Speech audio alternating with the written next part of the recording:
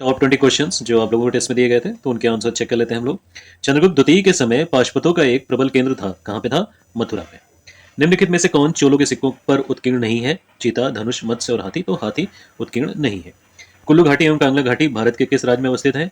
तो हिमाचल प्रदेश में अवस्थित है।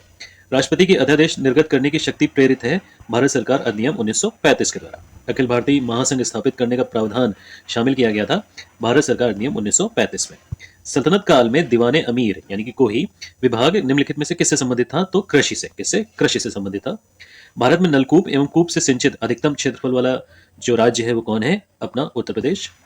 अगला प्रश्न है, निम्नलिखित देशों में से कौन अफ्रीका महाद्वीप में स्थित नहीं है? गिनी, गैबन, गुयाना और गिनी बिसाए।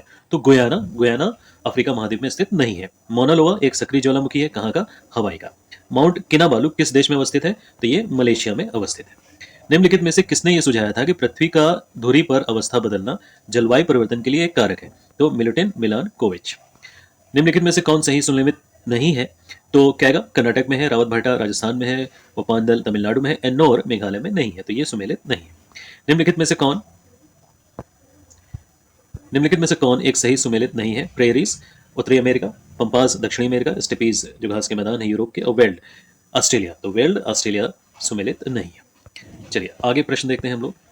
14वां प्रश्न जो था, निम्नलिखित में से कौन सी बासमती चावल की एक संकर प्रजाति है? तो पूसा RH10।